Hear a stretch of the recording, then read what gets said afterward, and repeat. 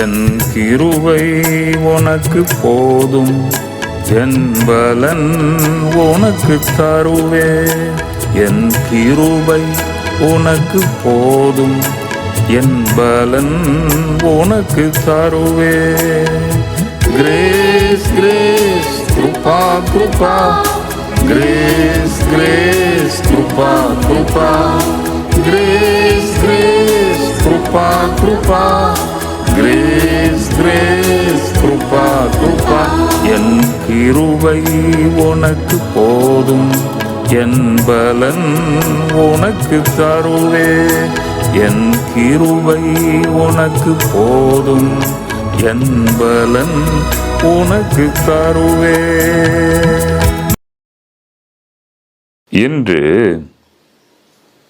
வேதத்திலிருந்து ஒரு வசனத்தை நாம் வாசித்து சில சத்தியங்களை அறிந்து கொள்ளப் போகிறோம். வேத வாக்கியங்கள் நம்முடைய பாதங்களுக்கு வெளிச்சத்தை கொடுக்கிறது. வேதமே வெளிச்சம். ஆதலால் கடைசி கட்டத்திலே இந்த உலகம் போய்கொண்டிருக்கிறது. சீக்கிரமாய் இயேசு இந்த உலகத்திற்கு வரப்போகிறார். நான் ஜனவரி மாதம் இந்த வருடத்திற்காக என்னுடைய ஜெபத்தில் நான் இருந்த பொழுது சில கணக்குகள் எல்லாவற்றையும் தேவன் காண்பித்து, என் வருகை சீக்கிரம் இருக்கிறதப்பா, அதனால மக்களுக்கு இதெல்லாம் நீ சொல்ல வேண்டாம், உன்னுடைய மனதிலே நீ இதை வைத்துக்கொண்டு இந்த சுவிசேஷ ஊழியத்தை கேர்ஃபுல்லாக எல்லா இடத்திலும் அறிவிப்பதற்காக துரிதமாக முன் செல் என்ற ஒரு நடத்துதல் எனக்கு வந்தது. அதே போல 7 சபைகளில் முதல் சபை இந்த எபேசி சபை. இந்த சபை இந்த வருஷத்துல ஆயத்தப்படணும் என்ற ஒரு நடத்துதலும் வந்தது. அதன் பிறகு அங்கு யோசேப்பு ராஜாவின் சொப்பனத்திற்கு அர்த்தத்தை சொன்னான். 7 வருஷங்கள் உங்களுக்கு நன்றாக இருக்கும், எந்த குறைச்சலும் இருக்காது. அந்த நேரத்தில் நீங்கள் தானியத்தை சேர்த்து வைத்துக் கொள்ளுங்கள். அதன் பிறகு 7 வருஷம் பற்றாக்குறை வரும், பஞ்சம் வரும். அப்பொழுது நீங்கள் உங்களை பாதுகாத்து கொள்ளலாம்.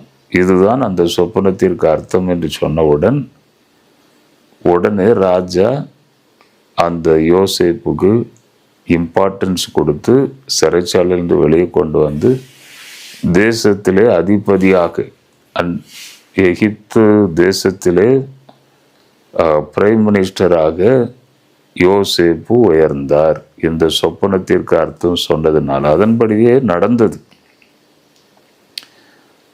உணவு பற்றாக்குறை வந்ததுனால தான் அவங்க சகோதரர்கள் எல்லாரும் எகிப்து நாட்டிற்கு வந்தார்கள். அந்த ஸ்டோரியெல்லாம் உங்களுக்கு தெரியும். அதே போல இந்த பற்றாக்குறை இந்த வருஷத்திலிருந்து அது தெரியும். இந்த பற்றாக்குறை செழிப்பு இருக்கும், பற்றாக்குறையும் இருக்கும். தேவன் தன் பிள்ளைகளை கரெக்டாக போஷிப்பார் என்று அந்த ஜனவரி மாதத்தில் சொன்னேன். அப்போ இப்போ கூட நம்முடைய நாட்டில் இந்த டீசல் இதெல்லாம் கிடைக்க மாட்டேங்குது. ராத்திரி 12 மணி வரைக்கும் சரியான கூட்டம் பல்கில். தமிழ்நாடு எப்படி இருக்கோ தெரில. அப்போ பற்றாக்குறை என்பது மெதுவாக காணப்படுகிறது நம்முடைய தேசத்தில். பிறகு நான் பிஸ்னஸ் மேன்கிறதுனால, எனக்கு ஒரு ஃபேக்ட்ரி இருப்பதுனால இந்த பிளாஸ்டிக்கு எல்லா பொருட்களும் ரொம்ப விலைகள் கூடிட்டு, ஃபேக்ட்ரி ஓட்டுறதுக்கு ரொம்ப கஷ்டமாக இருக்குது. பொருட்கள்லாம் கூடுது. இப்போ டீசல் கூடிச்சுன்னா லாரி வாடகை கூடும், பொருட்கள் எல்லாம் விலை கூடும்.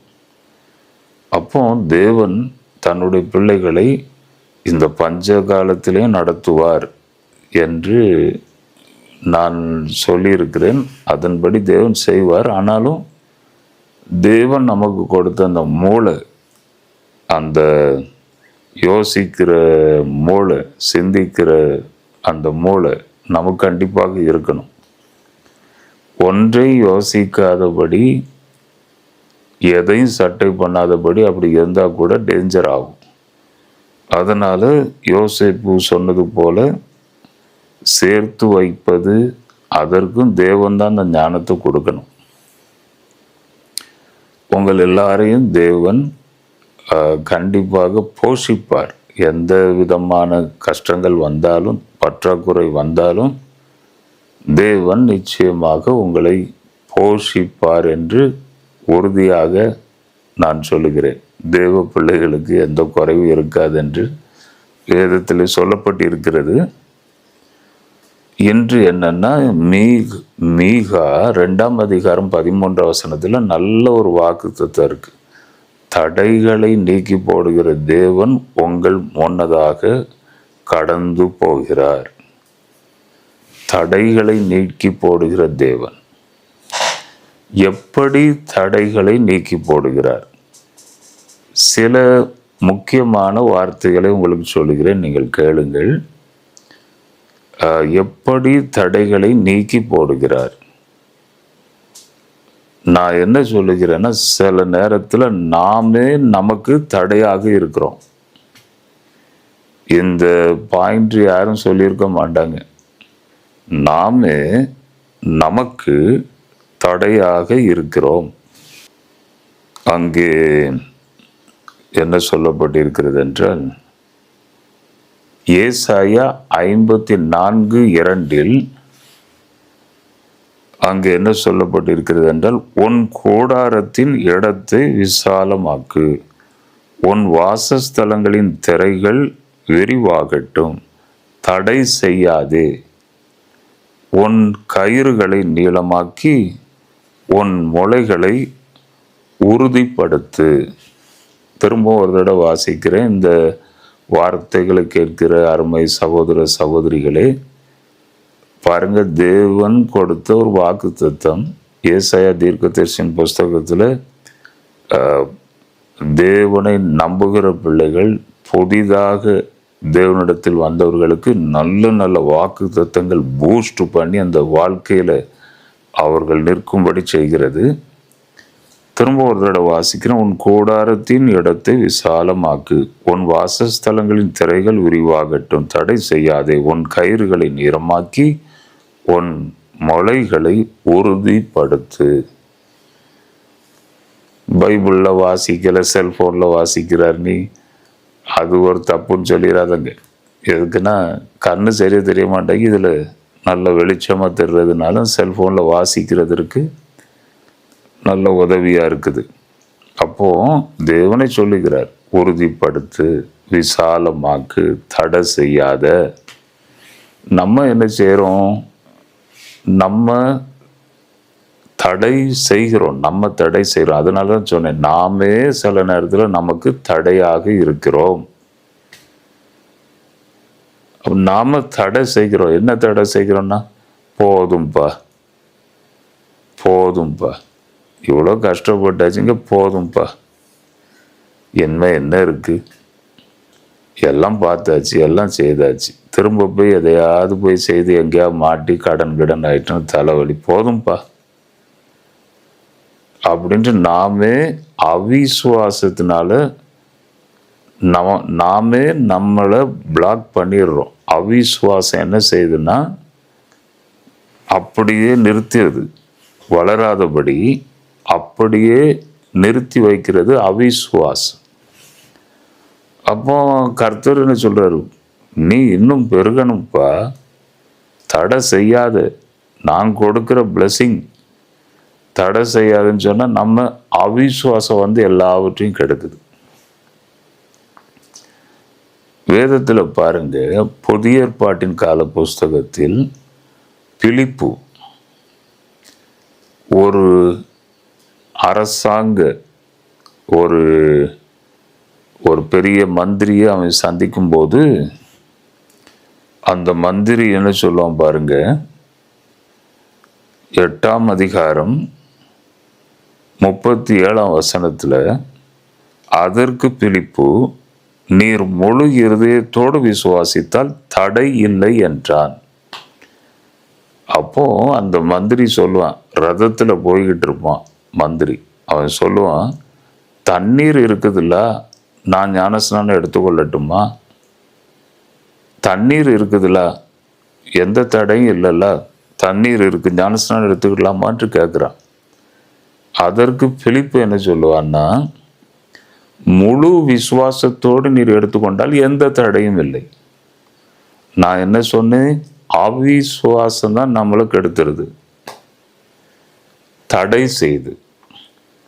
அப்போ விசுவாசம், முழு விசுவாசம் எப்பொழுது நமக்குள் வருகிறதோ எல்லா தடைகளும் உடைக்கப்படுது. அந்த விசுவாசத்தை எப்படி பெற? பரிசுத்த ஆவியை பெற்று, பரிசுத்த ஆவியினுடைய வரம். என்ன வரம்? விசுவாசம் என்கிற வரம். இந்த வரத்தை பெற்றுக்கொண்டா நம்முடைய விசுவாசம் தடுமாறும். கர்த்தர் கொடுக்கிற விசுவாசம் 9 வரங்களில் ஒரு வரம் விசுவாசம். இந்த விசுவாசம் என்கிற வரம் அது தடுமாறாது, சாகாது, கரெக்டா நம்மளை நடத்தும். அப்போ பாருங்க, முழு விசுவாசம் இருந்தா தடைகள் உடைக்கப்படும், தடைகள் நீங்கும் என்பதை மறக்கக்கூடாது. பாருங்க, முழு விசுவாசம் அப்படின்னா அந்த வரத்தை தான் பெறும். நம்முடைய விசுவாசம் தடுமாறும். எனக்கு அன்பானவர்களே, இந்த விசுவாசத்தை நீங்க பெற்றிருக்கிறீங்களா? கொஞ்சம் யோசித்து பார்த்து, இந்த பரிசுத்த ஆவியினுடைய வரம், அந்த வல்லமை, அந்த வரம் நமக்குள்ள கிரியை செய்கிறதா என்பதை நீங்கள் சற்று சோதித்து பார்க்க வேண்டும். இல்லை என்றால் இன்று நான் கடைசியில் உங்களுக்காக ஜெபிக்கும் போது என்னோடு சேர்ந்து நீங்களும் ஜெபம் செய்து இந்த கிருபையை பெற்றுக்கொள்ளணும், இந்த பரிசுத்த ஆவியினுடைய வல்லமையை பெற்றுக்கொள்ளணும், இந்த வரத்தை பெறணும். நான் 1994 ஆந்திர பிரதேசத்தில் வாரங்கள் என்னிடத்தை விட்டு நானும் என் மனைவியும் என் ஃபஸ்ட்டு மகா அப்பந்தான் கையில் இருக்கா. நாங்கள் அந்த இடத்த விட்டு கடன் தொல்லை தாங்க முடியாமல் தமிழ்நாட்டுக்கு ஓடி வந்தேன். என்னுடைய சாட்சி எல்லாருக்கும் தெரியும். தமிழ்நாட்டிலையும் பெரிய பெரிய கூட்டங்கள் நடத்தியிருக்கோம், எல்லாருக்கும் இந்த சாட்சி தெரியும். அப்போ ட்ரெயினில் அழுது கொண்டே போகிறேன். 1994 நவம்பர் 20 அழுதுகிட்டே போகிறேன். அப்போ ட்ரெயின் சாயந்தரம் 5:30 ட்ரெயின். அதற்காக அவசரமாக புறப்பட்டு அவசரமாக சீக்கிரம் வெளியேறு, ஏதாவது கடன்காரங்க வந்து பிடிச்சிக்கிட்ட பிரச்சனை,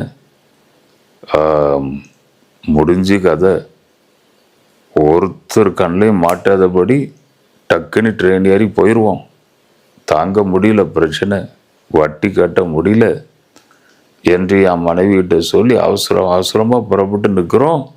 அப்போ பார்த்து ஒரு பாஸ்டர் வந்து நிற்கிறார்.